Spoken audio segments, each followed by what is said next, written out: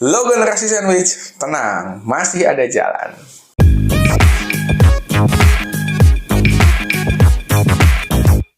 Jadi gimana nih Bang? Apa nih Bang? Oke, kita punya tema nih Zat. Apa Zat temanya? Kalau tema yang lagi booming ya Ci ya, tentunya tidak lepas dari tema-tema tentang kehidupan finansial ya, pengeluaran, pendapatan pengeluaran gitu kan.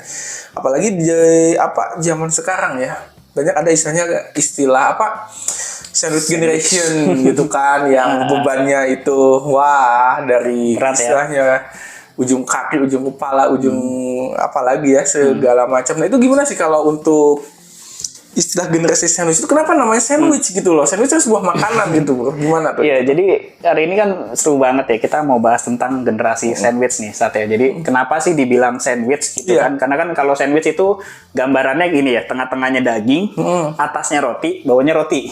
Digencet gitu ya. Iya. Jadi sebenarnya pengertian dasarnya tuh gini, kalau orang yang generasi sandwich itu orang yang memiliki tanggungan 3 generasi Sat. Jadi ada tanggungan untuk orang tua, tanggungan untuk diri sendiri, terus tanggungan untuk anak dan istri mungkin ya, gitu kan. Anak dan istri keluarganya lah ya. Berat.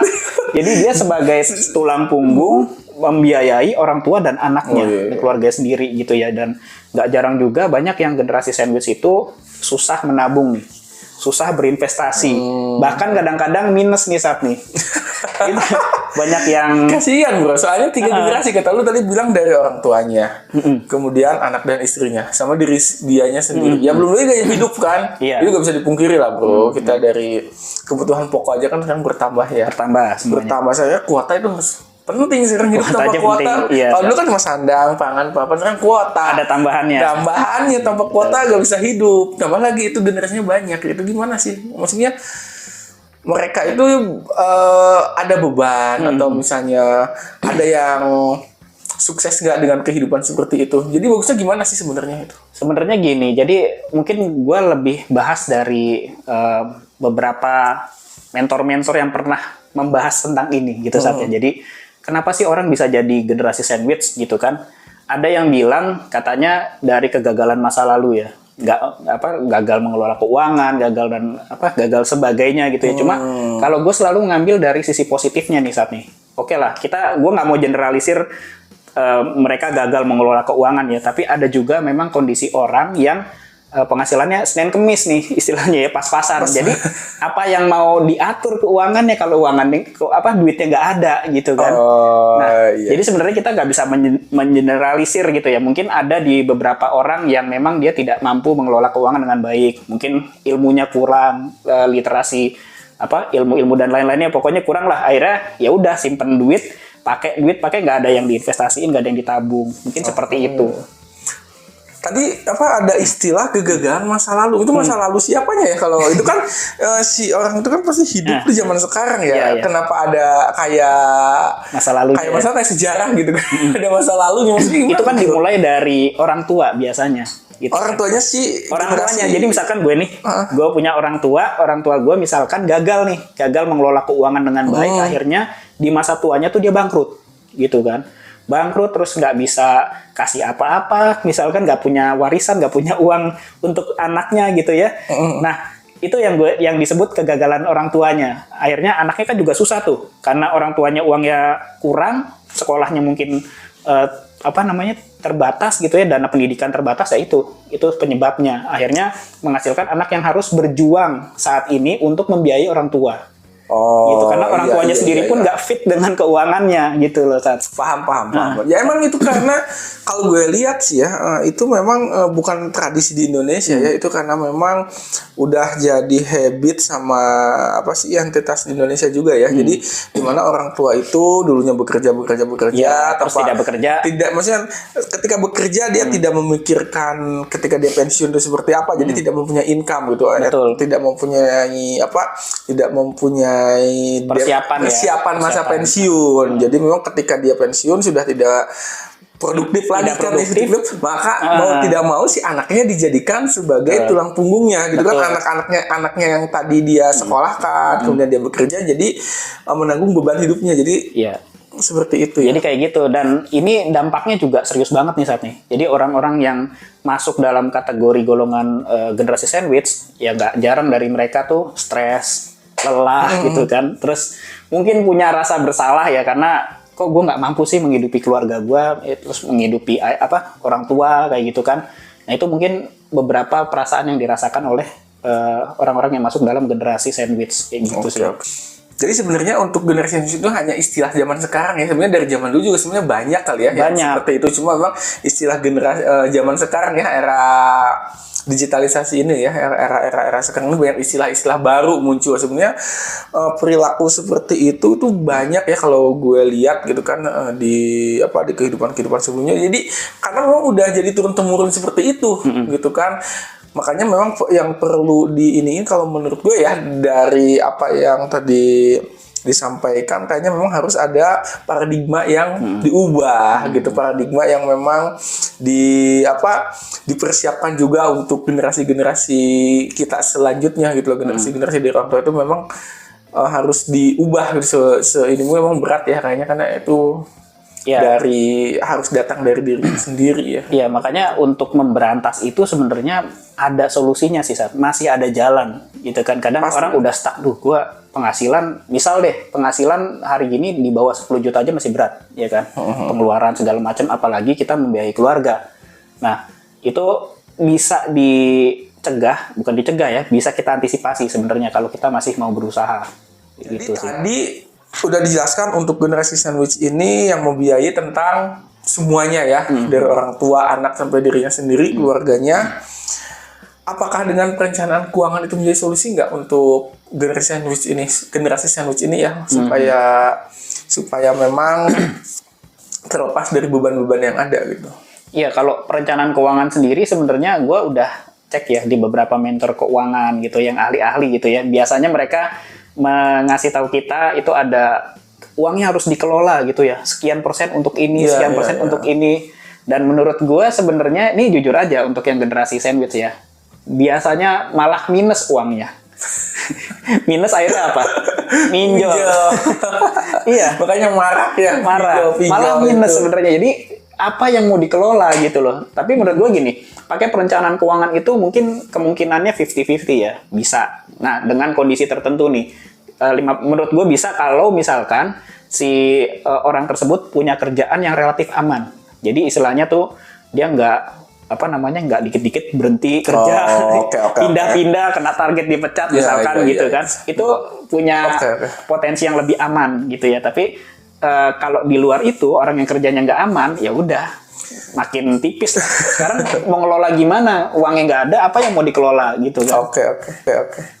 Jadi intinya memang harus settle dulu ya, benar-benar dia ada posisi yang settle nih. Ya, minimal posisinya settle banget gitu. Kemudian secara income juga sudah memang memiliki cukup income yang cukup. Barulah di situ komposisi untuk perencanaan keuangannya ya, alokasinya kemana gitu, supaya memang generasi selanjutnya tuh berhenti gitu di dia gitu, gak diwariskan ke keturunannya gitu ya. Itu gimana? Coba gimana supaya menimbulkan supaya tercipta gitu loh, supaya terbentuk gitu loh.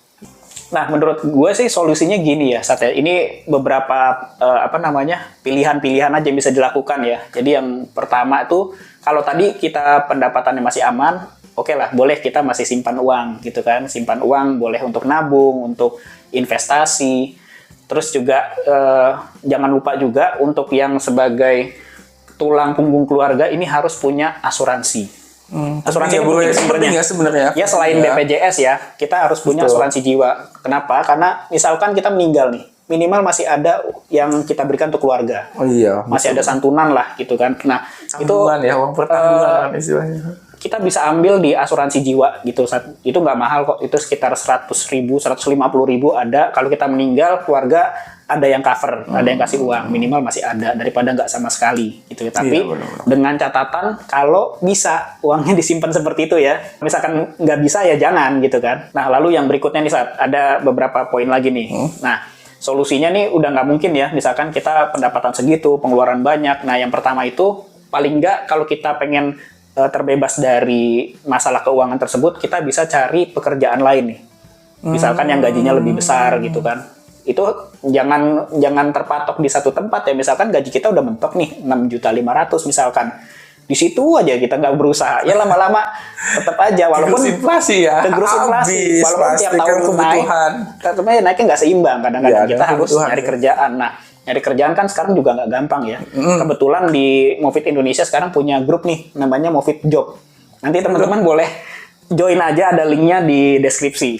Itu nanti ada informasi-informasi pekerjaan. Di situ bisa gabung, bisa cari relasi-relasi ada di situ. Gitu ya. Nah, lalu Keren ya. ada juga gini, kita juga bisa harus cari uang tambahan. Nah, banyak caranya sekarang nih, karena kan sosial media luas ya.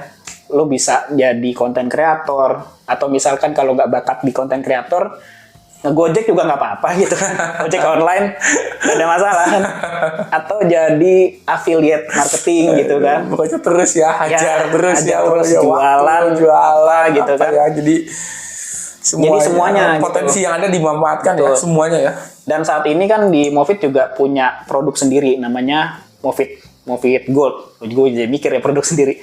Nah, jadi kalau di Movit Gold ini kita punya sarana untuk teman-teman bisa jadi kayak ini nih, kayak afiliatornya kita lah atau gitu. reseller gitu lah istilahnya. reseller ya. Resellernya kita lah. Tapi memang di Movit Gold ini kita khusus untuk custom emas. Nah, nanti untuk teman-teman yang pengen join boleh chat aja di Movit Indonesia atau di DM. Nanti tanya aja caranya gimana. Nanti akan kita bantu, kita bimbing caranya. Nah, dari situ juga bisa dapat penghasilan tambahan. Jadi jangan lupa untuk teman-teman cek link di bawahnya di Movit Indonesia. Itu ada link-link ya untuk pekerjaan. Terus apa lagi tadi? Ini saat tambahin lagi nih. Jadi selain tadi yang udah gua paparin gitu ya, kita juga harus perbanyak silaturahmi. Gitu ya, karena silaturahmi ini pembuka pintu rezeki gitu kan. Istilahnya silaturahmi ya. Ya. Tambah ini ya, relasi istilahnya. Tambah relasi. Jadi relasi ya. jangan silaturahmi pas ada maunya gitu. Mas pinjam 100 dulu ya. Enggak ada biar enggak Pinjam putus. 100 atau misalkan apa gitu ya, jangan. Jangan Jadi, sampai pinjam 100 biar Iya. enggak putus ya. Tetap ya tetap. istilahnya. Jadi pokoknya harus jalin relasi yang baik lah gitu. Terus juga ada juga nih kita mesti cari ilmu juga nih. Jadi cari knowledge tambahan seperti itu. Nah, ini gue mau cerita sedikit saat gue punya pengalaman dulu join sebagai agen asuransi. Gue nggak sebut merek ya, ntar jadi promosi. Ya, jadi tujuan gue join ke agen asuransi itu, gue cuma pengen dapat ilmu. Gue nggak mikir nyari duit nih. Oh gitu ya. Iya, sama sekali nggak mikir nyari duit. Gue cuma pengen cari ilmu, belajar dari leadernya, gimana sih caranya dia mempresentasikan produk, terus memahami produk. Dan di asuransi tersebut ada kelas-kelas edukasinya. Ya pasti. Iya. Gue agak Nah, sedikit. akhirnya dari situ tuh gue jadi dapat banyak ilmu. Terus dulu gue juga nggak berani ngomong, sekarang bisa ngomong gitu gara-gara gue belajar di situ. Dan gue bisa ngejual produk asuransi. Akhirnya apa? Dari itu gue niatnya belajar, terus dapat duit tambahan. Jadi agen asuransi. Ada income per bulan yang datang ke gue. Ya lumayan. Lumayan lah ya. Jadi jangan dilihat dulu income dan benefitnya dulu ya. Intinya ilmunya dulu. Istilahnya lu perkaya value ya. Iya. Jadi ya value lu tuh tingkatin deh, bagusin gitu loh. Nanti masalah income benefit berarti ngikut ya. Kalau value-nya lu udah tinggi juga pasti benefit gak bohong lah ya. Lu pasti dicari lah, ada yang hire gitu kan. Apalagi jual asuransi, tapi skill ininya, skill communication oke. Selling skill pasti oke. Pokoknya value-nya kan nambah tuh, udah 2. Udah gitu ilmunya. Jadi barulah ngikut tuh ya benefitnya ya. Biasanya gitu ya. Jadi untuk teman-teman semua, dari Henry tadi udah dijelasin ya. Jadi value-nya juga harus ditingkatin. Value diri, Iya. diri kan ya. Terus juga caranya macam-macam. Tadi kan gue join asuransi gitu ya. Ada juga misalkan nggak mau yang kayak gue nih, bukan bidangnya gitu kan. Ya lo boleh join kayak ke komunitas. Terus apalagi acara seminar, kelas online. Itu kan nambah ilmu, nambah temen. Gitu ya. Nambah relasi ya. Nambah relasi. Nambah relasi. Betul. Dari kegiatan yang aktif-aktif kita ikut aja tuh udah nambah relasi banget, Sat. Iya, betul. Jadi intinya kita harus bergerak aktif ya. Jangan diam, pasif. Apalagi zaman digital ya. Sekarang ilmunya udah dapet di mana-mana ya. Di mana-mana Gak susah. Gak usah baca buku gitu kan di YouTube. Terus gimana lagi? Banyak di YouTube, Instagram, Short, Reels, TikTok Iya, gitu apalagi kan. di Movit Indonesia ya. Banyak Indonesia banget. juga edukasi kan. Iya, edukasi pokoknya tentang finansial. Udah gak salah ya. Mudah lah sekarang ya. Untuk ininya, untuk apa? Untuk pengembangan dirinya ya, tidak harus, kalau dulu kan kita pengembangan diri di zaman era digital itu kan harus daftar dulu, kemudian pendaftaran ada sertifikat ya. Sekarang tinggal buka YouTube, salah satunya Mofit Indonesia ini ya, tinggal buka, klik, wah, udah dapat banyak ilmu, mau tentang investasi. Cuma memang kalau di Mofit spesialisasinya emas. Emas ya tetap ya. Kenapa bro emas bro? Ya karena kalau di gue sendiri karena gini, kalau emas itu kan perlu mungkin gue bilangnya perlu diedukasi untuk ke semua kalangan, karena masih banyak orang yang menganggap bahwa beli emas atau investasi emas itu mahal gitu, padahal bener apalagi sekarang harganya naik. Ya harga naik padahal murah loh sebenarnya. Kalau kita belinya emas digital ya bisa mulai dari 10.000. Nggak usah ngumpulin 1 gram udah 1 juta lebih. Emas digital gue aja baru tahu nih. Ini kacau nih. Masih generasi lama. Jelasin dong gimana gue. Jadi bener nih. Yeah. Sekarang kan teknologi sebagai era digital ya, cuy. Kirain gue tuh nggak emas juga kan, uang gue udah uang digital ya. Uang digital nggak tahu deh udah jadi diluncurin belum ya? Uang digital, enggak, uang digital kayak sekarang gitu kan, fisiknya kan kayak bajak, gitu ya. kayak bayar-bayar udah mulai kris. Kita nggak pegang fisik uang kartal gitu, nggak pegang kan 100.000 kita nggak pegang, tapi ada di saldo tapi udah kris. Ternyata emas digital bro, gimana nih sekarang? Mungkin kalau emas digital teman-teman udah bisa lihat ya di video Mofit seperti apa, nanti cek videonya di atas. Tapi intinya gini, kalau untuk emas digital sendiri kita itu bisa beli emas dengan cara yang mudah, mulai dari 10.000. Jadi dia itu kayak mecahin gramasi ya, 1 gram gitu. Dia harga jualnya tuh per gramnya tuh sama, 1 gramnya sekian. Nanti kalau misalkan mau dicetak ada dicetak, kalau mau dijual bisa dijual langsung, dan enaknya kalau di emas digital butuh uang mendadak, langsung jual langsung masuk. Nah, kalau emas fisik kita mesti ke toko, belum tawar kayak gitu. Tapi emas ini emas murni ya, bukan emas perhiasan kan? Mas logam mulia ya, Mas logam mulia, Mas Antam kan gitu. Mas Antam atau non Antam juga nggak ada masalah, yang penting spreadnya atau selisihnya itu kecil. Nah itu udah sering dibahas juga di Mofit Indonesia, bisa teman-teman cek lagi di video di atas. Gila, keren kan? Jadi beli emas tuh kan sekarang, kalau dulu gue harus beli emas kan masih belum tahu kan ada emas digital ya. Moga mungkin ngumpulin dulu nih. Sekarang kan harga emas kisaran 1 juta ya, 1 jutaan lah. Moga emas 1 gram kan gue ngumpulin bisa sekarang nggak ya? Sekarang yang emas fisik aja itu 1 gramnya Antam itu udah 1.100.000 rupiah. Nah sekarang kalau di digital kita gak harus ngumpulin 1.100.000 dong. Berapa? 10.000, bahkan yang di bawah 10.000 ada, 5.000 juga udah bisa. Bener-bener solusi banget ya. Solusi banget. Perencanaan banget ya. Jadi nggak ada alasan ya untuk gak nabung. Iya. Ini kan, gue ada satu pertanyaan lagi nih buat lo ya.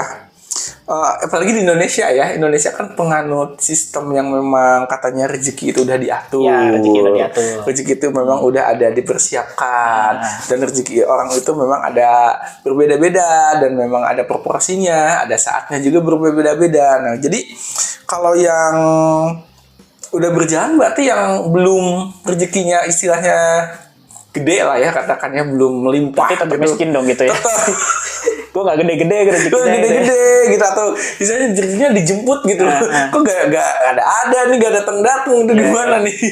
Ya kalau gue sendiri sih mungkin menanggapi itu gini ya, rezeki kan mungkin bilang udah ketakar gitu ya. Tapi sekarang gini, kalau seandainya kita nggak kerja, kita males-malesan, gimana cara ngambil yang udah ketakar itu? Terus gimana caranya ngambil door prize gitu kan? Gue sebutnya door prize sih, bonus di tengah-tengah nih kan? Karena misalkan kita berusaha keras gitu, berdoa, terus Allah akhirnya ya udah nih kasih bonus, dapet gitu kan? Artinya gini, walaupun memang seperti itu, usahakan kita tetap berusaha ngambil takaran kita nih saat. Jadi misalkan kita udah ditakar rezeki 100 juta. Ya lu kalau nggak kerja 100 jutanya nggak dapet gitu kan? Ya teman-temannya. Jadi masih ada potensi dapat bonus dari Allah Subhanahu wa taala. Jadi intinya tetap yang pertama mungkin ikhtiar dulu ya. Ikhtiar dulu udah. Ikhtiar tetap tawakal juga kan, tadi kan rezekinya memang udah ada nih sebenarnya, tapi kalau kita gak ikhtiar tadi ya bonusnya, door prize-nya gak dapet. Price-nya gak dapet. Takarannya gak dapet. Jadi intinya tetap value diri juga ya, usaha juga tetap, jangan rebahan ya. Karena kalau rebahan banyak ya. Nah itu dia. Gue juga termasuk mungkin. Lu rebahan setelah kerja. Oh gitu. Udah capek rebahan wajar. Rebahan ya. Nah, ini emang ini banget ya, edukasi banget. Jujur aja nih, gue aja masih dengan pola yang lama ya, istilahnya kerja, pulang kantor gitu, istirahat. Tapi untuk era sekarang tuh tidak cukup ya. Memang harus pengembangan diri, potensi diri itu memang harus dimaksimalkan ya. Betul. Memang harus tahu nih, gue selain memang kerja memang di main job gue, memang harus tahu juga ya kita itu punya skill apa ya mungkin di situ ya. Skill apa itu yang harus kita kembangkan ya. Misalnya skillnya mungkin entah di bidang olahraga, di bidangnya masing-masing ya gitu ya. Yang suka bikin konten-konten, yang suka hitung-hitungan, yang suka desain-desain atau fotografi gitu kan, sesuai dengan bidang masing-masing. Ya, benar. Jadi tidak bisa, zaman sekarang tidak bisa ya, mestinya hanya dengan main jobnya yang dimiliki gitu. Kita masuk sesi terakhir nih. Pastinya ini sangat penting ya. Pesan-pesan untuk generasi sandwich itu seperti apa biar mereka itu zaman sekarang itu istilahnya balance ya. Work-life balance-nya itu life balance-nya dapat ya. Dapat gitu kan. Apalagi generasi Gen Z sekarang kan dikit-dikit riset. Iya, life balance-nya dikit dengan alasan gitu kan. Gimana tuh? Ya mungkin pertama gini ya, pesan-pesannya dulu ya untuk teman-teman yang generasi sandwich, tetap semangat, tetap usaha terus gitu ya. Baik nanti cari penghasilan tambahan, cari kerjaan baru dan sebagainya, tetap semangat. Nah, kalau dari gue sendiri sih yang paling terakhir nih untuk kita kerjakan gitu ya. Coba deh buka pintu rezeki kita. Caranya gimana? Buka pintu-pintu yang memang akan nanti dimasuki oleh rezeki gitu kan. Misalkan pintu pertama kita daftar. Ini kalau gue kan bidangnya sales ya. Jadi gue contoh-contohnya ya dari sales yang tadi ya, dari asuransi tadi ya. Betul. Udah jadi sales gue jadi sekarang ya. Jadi misalkan pintu pertama nih, gue join affiliate Shopee affiliate, Tokopedia affiliate misalkan gitu kan, supaya nanti dapat selisihan gitu, dapat komisi gitu kan, spread ya, dapat spreadnya, buka Tokopedia gitu kan. Sih. Terus gue join ini deh ojek online gitu kan, mungkin pulang kerja gitu ya, pulang kerja gue ambil gitu, pagi-pagi gue tetap kerja normal.